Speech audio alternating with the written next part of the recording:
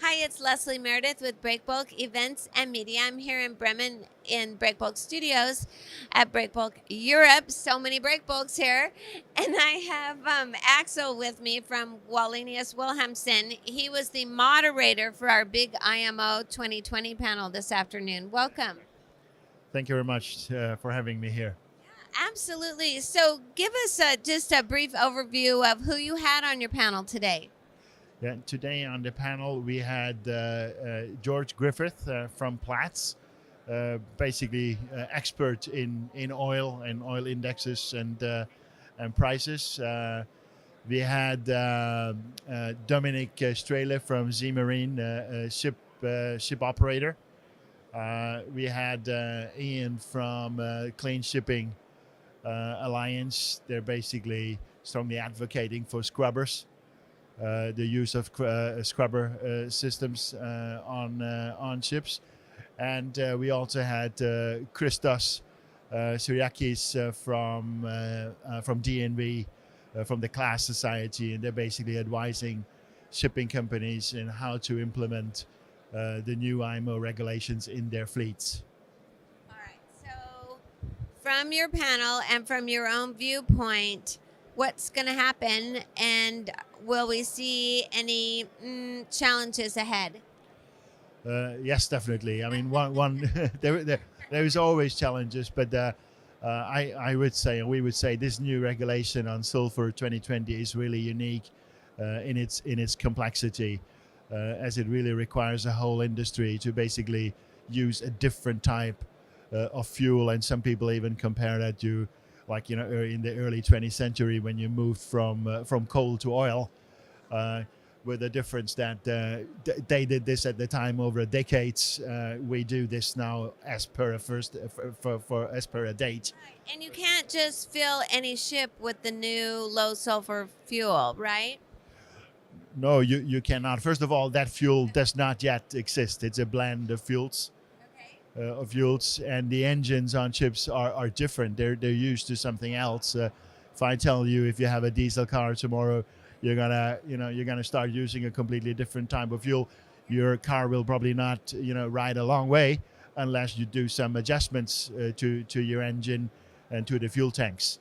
And that's of course the big aspect for the shipping lines to go through this transition, because we have to be compliant by 1st of January next year, and that process starts now in terms of adjusting the tanks and the fuel, so we'll be ready by then. So, two issues that I've heard about. Do you think that there will be any type of fuel shortage? Fuel shortage, I think by now, and we work closely obviously together with the oil producers and with the oil companies. Shortage in general terms, probably not. We're confident that the quantity overall is there, but there are issues around, will it be available everywhere in every port? For example, if you are a liner company like we are, you probably can plan your fuel demand forward because you know where your ships goes. And you can make sure and that you're in the right ports when you need to bunker. If you're a tramp operator, it's a lot more open and it's a lot more challenging. So that's one aspect, and the other aspect is obviously the compatibility of the fuel, because to come to 0.5% sulfur, there's different ways to get there, because it's, as I said, the fuel is a blend, really. Will the fuel tanks have to be heated? Maybe for some fuels, yes. Maybe for others, not. So it's quite a complex operation. Absolutely. And then also, what about the issue of compliance and enforcement of compliance? Do you think everyone in the industry will comply, and will there be adequate measures to make sure that we have a level playing field? That's a very good question, and obviously concerning. If there's big money at stake, it's always tempting, and it's a big aspect. You have to see about 90 countries worldwide. They need to basically ensure there is compliance. They need to enforce those regulations. 60 of them have never really done something like that. So we would say, from our perspective, if you are a public company, and if you are serious in this industry and you want to be there long term, you have no other choice than being compliant. But then what are the tools to really enforce this? The IMO has good tools. They have proposed like the carriage ban that, for example, unless you have a scrubber, you're no longer allowed to carry high sulfur fuel oil or HFO. And that is a pretty straightforward thing to enforce.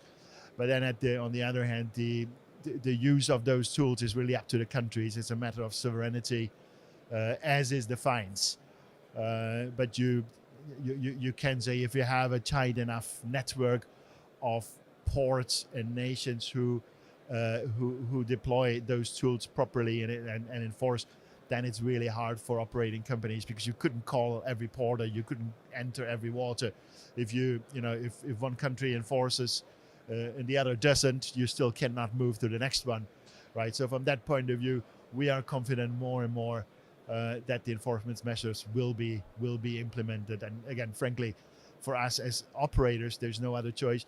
But also from a shipper's point of view, if you're a global stock market OEM, a stock market listed OEM, you are also obliged to be compliant. So you need to manage your suppliers in a way so they are compliant. So there's a responsibility on the shipper side as well. Right? All right. Well, I think you've clarified so many of the issues around IMO 2020. So I thank you so much. It's my pleasure.